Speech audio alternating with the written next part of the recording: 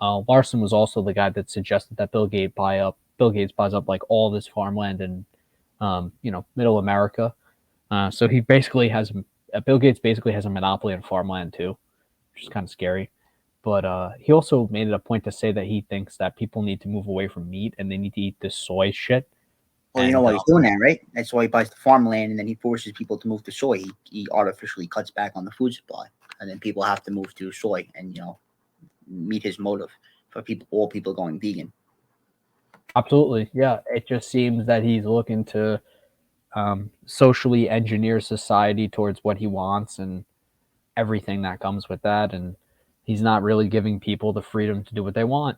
But we obviously believe in, letting people expressing their individuality and making decisions on their own volition. Yeah, And that's on that, right. The world's never gonna go. We're never gonna have a fully vegan world, and all these people they gotta come to grips with that, and they have to stop acting like, oh, you kill the animals, it's inhumane. No, fuck that. This is a doggy dog world, and we do what we have to do. If you went up to a lion, the lion wouldn't second guess killing you. So don't worry about killing these animals and eating them for food. These animals would kill you in a second. I think a main thing that a lot of people forget is that first of all, meat has a lot of essential nutrients that we need to develop and important for brain function. Omega 3, right? Some of the B12, B6, some of the tougher nutrients to get through plants. Unless you're eating certain plants every day, in which case, you really don't have a well balanced diet. But you need meat. Meat is very essential. Another thing, too, to be considered is that people don't really look at the situation for what it is. And they kind of look at it as like, oh my God, you're eating meat, like you're killing animals. This is terrible. But really, if you're not contributing to the production and the mistreatment of animals in factory farms, you're doing it right. You know, if you have something like a cow, I talk about this extensively offline, but like a cow, you want grass fed and grass finished beef because it's higher in omega 3, which is healthier for you, and lower in omega 6, which is bad for you. So very high omega 3 content is what you want. You'll feel much more full. The meat will be a little bit more tender. It'll be more delicious because it's what humans have evolved eating. Uh, you know, Eating meat from an animal that is grazed off of naturally occurring and grown grass with no pesticides and no bullshit in there and whatever. But I think that people confuse I think they kind of conflate suffering and death a lot. Like in a factory farm, it is kind of fucked up what they do to cows and how they like kind of squish them in. And they do the same thing with chickens as well.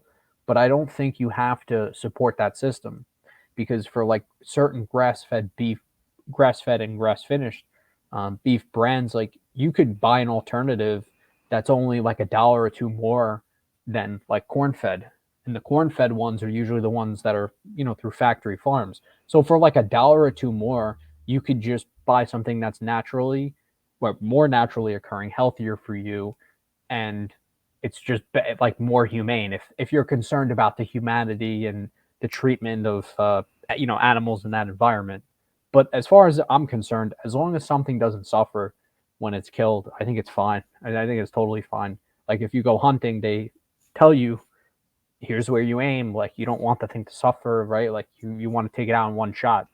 So I think it's kind of the same thing there. As long as the thing doesn't suffer, you're good. As far as I'm concerned, right?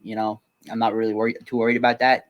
You think when a crocodile eats a kid in Florida, or when a lion tears someone's head off, you think they're concerned about the humanity of it? No, I care about my own species, my fellow humans more than I do say a different species.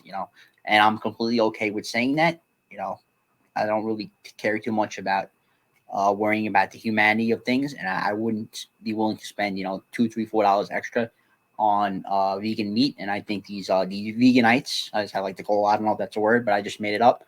I think they need to come to a solution that's basically comparable or cheaper than the alternative if they want to get people to convert. They're not going to get people to pay more for these goods. They need to basically have them the same price or be less than its alternative. Otherwise, they're not going to get the conversion that they want. Yeah, and vegan stuff isn't healthier. Like I said, the vegan stuff is, if you actually look at it as a spectrum, you have all the corn-fed stuff. Like I'm gonna use beef for example, right? Like you're gonna have steak. All the beef stuff is all the way on the left, the corn-fed. Then you have grass-fed, slightly more than the corn-fed, but like infinitely healthier, right?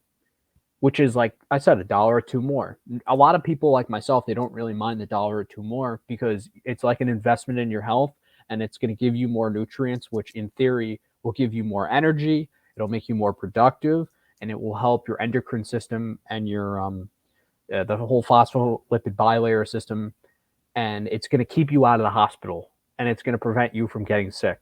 So it's more or less like a dollar or two more per meal you have with, or per servings, right? Like you do the math, but it's like a little bit more, and it's more or less like an investment in better quality food, which is good for your health. Then the vegan shit is all the way on the right end of the spectrum, and it's like $10 or $15 more and like a quarter of the portion size, and it tastes like shit. It's not good, and you'll develop a host of different nutrient deficiencies because you're thinking, oh my God, I'm not eating meat. Like we don't have to eat meat anymore. But then you have an iron immune deficiency, you have B12 deficiency, you have omega-3 deficiency, and you have B6 deficiency, and you look pale, you look ghastly, you look sick, and you look like you've the North Pole for like a year.